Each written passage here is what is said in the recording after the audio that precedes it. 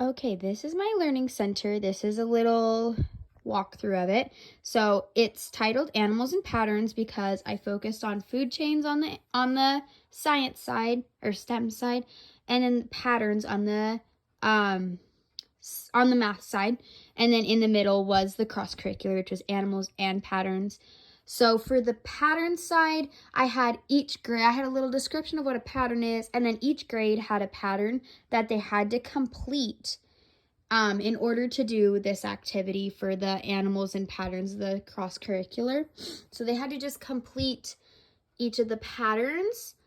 And then for the food chain side, I have they're Velcroed on, and I have a sea food chain on this side, I have sea food chain, like a ocean food chain. And then I also have the desert or Zion food chain.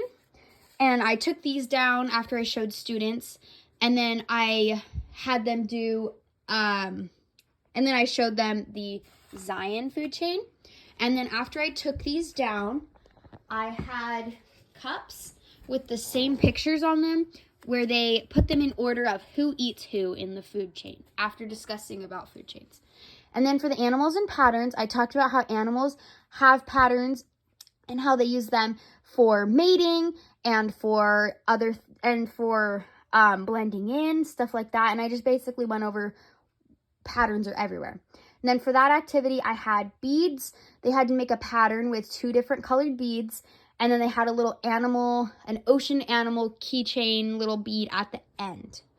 I don't have any on me right now, but that is what they did for all my 3 activities. So for my learning center, I wanted what students actually did.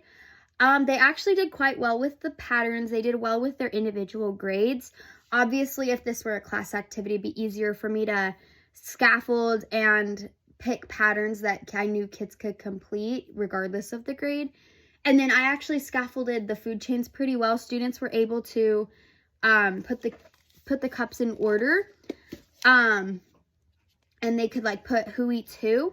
And they actually did pretty well regardless of the grade. I did it with a few first graders, and then I also did it with 5th graders. And I did only one food chain for the first graders, and they were able to do it. And then I did both for the 5th graders.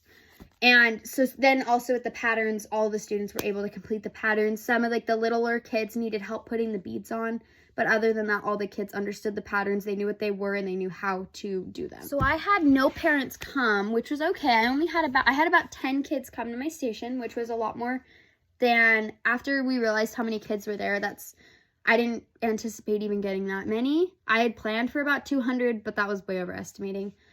And what I kind of learned from this activity was just how important scaffolding is and making sure that your activities are able to be done by the different grades. And again, if this were an in-class activity, you could definitely scaffold this better because you know your kids and you can have them be more independent. Again, I had my own supplies, and I didn't necessarily want a bunch of kids messing with my supplies. Say I lost it or something, or they took something. I don't know. I'm not saying they would, but you never know. So I could scaffold this more properly, and I feel like I aligned it with the standards, which was good too, even if it was for a different grade.